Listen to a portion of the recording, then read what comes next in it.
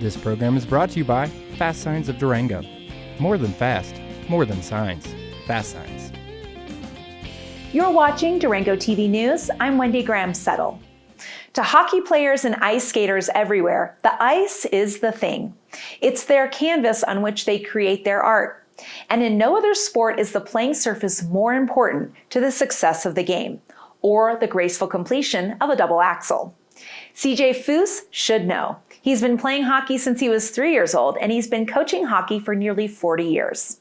He's also in charge of making and maintaining the ice at Chapman Hill. We caught up with him earlier this fall when he was getting ready to flood the rink to create that beautiful, white, smooth, cold layer of ice that draws skaters from all over Southwest Colorado. We start the concrete temperature at 16 degrees, and we start making ice at 16 degrees. So the first process is painting the concrete white. And so we have bags of biodegradable paint. It's a powder that we mix in a 300-gallon tank with water. And then we have a big 8-foot boom that we attach that to a pressure pump. And then we take it out there and we paint the sheet white. That's why the ice is white. It just doesn't naturally come white. We have to paint it white. After we do that, we put a nice clear coat on. So we're able to walk on it and not get it dirty with our shoes.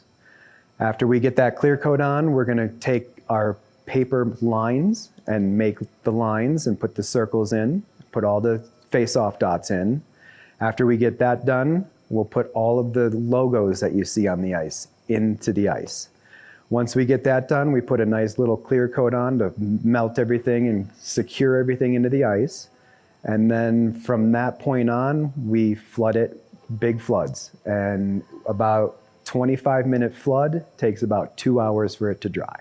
The ice thickness is about 1.25 inches to 1.5 inches thick all across. So that makes it easier for the ice to set up after we do a Zamboni run. And then the logos are made from a mesh material that have holes in them. So when we put them in the ice and we put water on them, they don't float to the surface. They stick to the ice. Making ice is very difficult, especially when we have moisture in the air. With our rink, we have one side that is open, and so we have all that moisture that gets pulled into the ice rink. And then when you add water to a cold environment, it creates more humidity and more moisture. And so we have a lot of dripping from the ceiling down onto the ice, which creates these big bumps.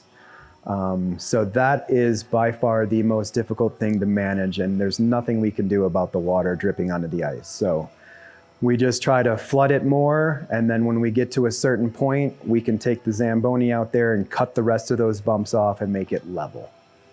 The best part of this position is getting out there and driving the Zamboni, because everybody's looking at you, and you make a pretty nice product at the end. So now you know. And if you'd like to try out the ice for the first time at Chapman Hill, the Durango Parks and Recreation Department offers skating lessons and open skating times throughout the week. Visit Durango.gov/Chapman Hill for more information.